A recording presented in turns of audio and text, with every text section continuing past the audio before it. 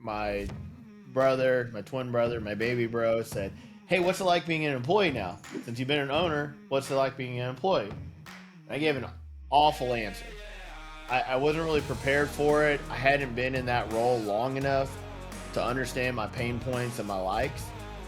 And as the year went on, I was taking notes and I wanted to answer this question to the same group of people again. And then I realized there was a big disconnect, right? Between the people that are making the decisions at the very, very top. And then the employees, I'm saying, are the frontline team members, the people that are up against it every single day. And so I found that there was a large gap between the two.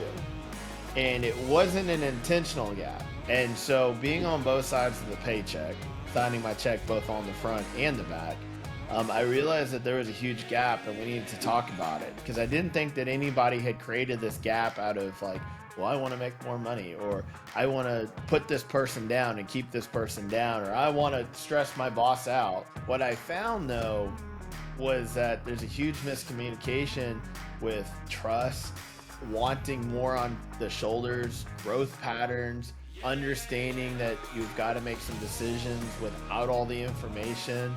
Some people really enjoy and want to protect their home life, and some want more work life. And what I found, which was interesting, was that out of the large group that I had interviewed, there was only a small fraction, I'd say 5%, that I could tell some frustration in their answers. One question that I asked the employer is, would you work here? And then the other one for the employee was, would your best friend want to work here? Shockingly, I asked the employer and the employer had more, I would not work here, than the employees. And there was a lot more employees that gave me feedback.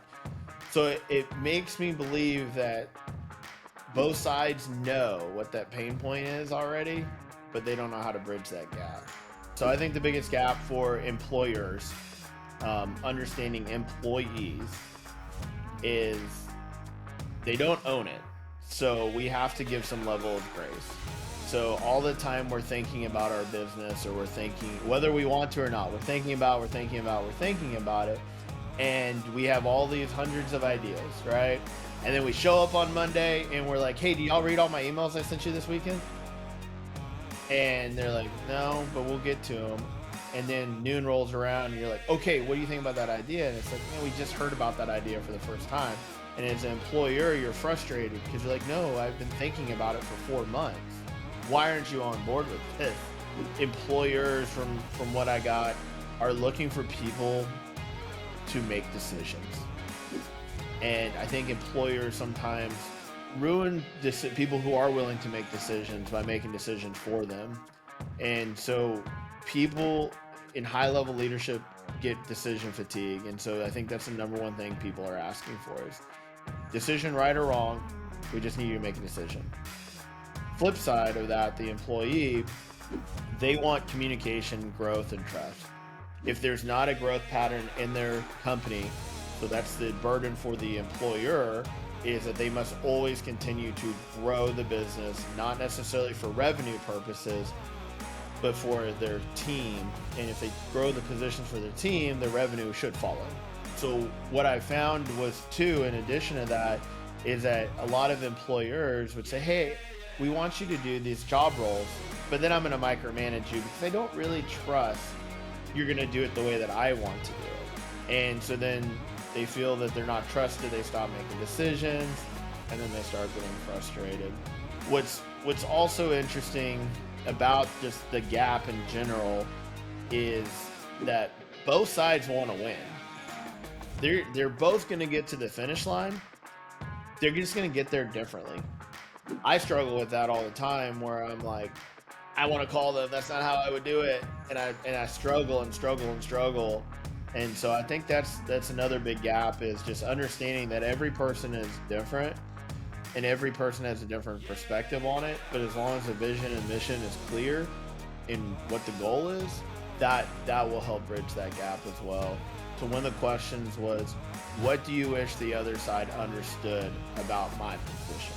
And the top two ones were cash because cash in business is probably the most complicated part. People, you could argue people, but I think if cash can help take care of people, but if you don't have cash, that's when it gets really creative. All businesses should be able to turn $1 of marketing into $1 plus in revenue, but understanding the need for the ebbs and flows of the cash flow, like that's a real big understanding. And I think a lot of owners are confused why they don't understand that. But then I go in and I'm like, well, why you don't tell your team how much you guys make, don't make, you don't go over your P&Ls? Well, of course they don't understand it.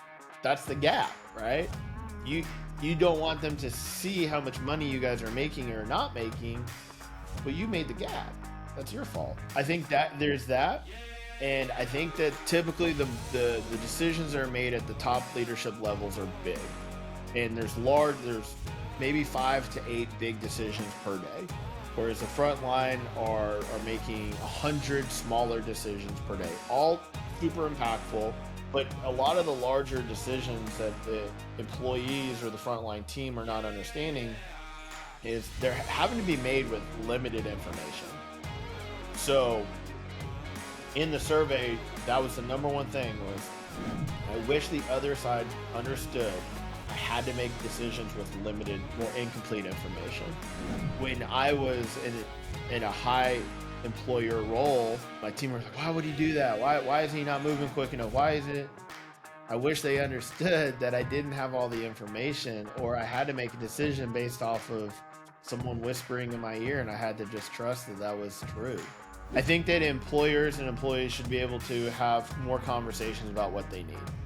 So I know if I was a frontline worker in the contractor space installing, I know that I could win better for my team if I understood all of the numbers and I understood the financial goal of the company. Now, not everybody wants that, but if I didn't have those tools, I would have no idea if I was winning. I would feel like I'd be on a gerbil wheel over and over and over and over. I would have no way to figure out how to advance. I would have no way to figure out if I need to make adjustments.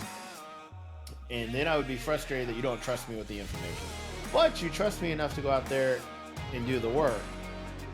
That doesn't make a lot of sense to me.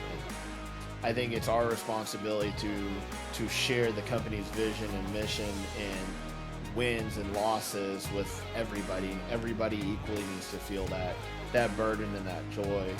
There's a correct amount of information to share with every person, and we're not giving all the information for some odd reason, and that's creating a boundary where people can't get fully bought in. Say, well, hey, they don't trust me, you know? Why won't they give me that information? Well, how am I going to support this company if they don't trust me enough with the information? How do we start closing that gap? It's hard because there's a lot to speak about because I'm on both sides, but let me give you an example. If I am a high-level leader and I like working 7 days a week, that's my choice, and I fire you a bunch of emails on Sunday, and your phone goes off as an employee, and you're like, they want me to respond. That adds a certain level of stress. It takes you away from your time with your family or the way that you reduce your batteries. So let's say that person's disciplined not to respond until 8 a.m. Monday, or they don't open their phone till 8 a.m. Monday. Now they've got, and it's a lot. Something as small as just scheduling some emails to land in the person's email box, not right off the bat, because as an owner, I can tell you a lot of emails start flying around on Sunday night because your brain's working. It's working. And it's fair. You need it to work. But I think a small change like that, to where you don't rob the team members Sunday evening or their Monday morning and they open it up. Having owners and high-level leaders understand that they've been creating this idea in their mind for probably months, and giving some grace for people to process it, because these people are hearing it for the first time. You think that it's been told a bunch because you've said it in your head a bunch. And those are just two really easy ones. And then the flip side for employees, I'll tell you the worst text message to ever get from an employee is, can we talk? Like, do you know the level of anxiety that you just created for me and my department? And what's interesting is, can we talk what about? And then on the iPhone, you get dot, dot, dot, dot, dot, dot, dot, dot, dot, then no dots. And you're sitting there and your heart's racing, your blood's boiling, you're creating false things in your mind. Never mind, we can talk about it later. It's like, what? Why would you do that? And they don't know what they're robbing, because we as high-level leaders think, is my department going to be losing someone really important? Did something happen? Did someone get injured? Are you leaving? Are you quitting? Are you frustrated? Are you mad? Are you know, it's good news? And you start going through all these different things in your mind, and it's a little bit of a doom and gloom outlook, but that's what happens when you have enough people. Hey man, I need to make this decision. That's what they're saying when they say, can I have your opinion? I had a business coach tell me that when people come in and talk to you and you give them your opinion, you're actually giving them a direction. And that's like the worst thing you can do. And then people stop making their own decisions, their own creativity. Then my last one, people need to reduce their batteries. What's interesting is high-level leaders and owners get to pick their own vacations a lot of the times, and then they complain that they were interrupted, that they brought their laptop and all this. But team members have to really strategically carve out their vacations, and I have found that they're always getting disrupted. Hey, where is this? Hey, I know you're on vacation, but it'll take 5 minutes, right? I think both team members and high-level leaders need to respect the space when the office is closed or they're away for PTO.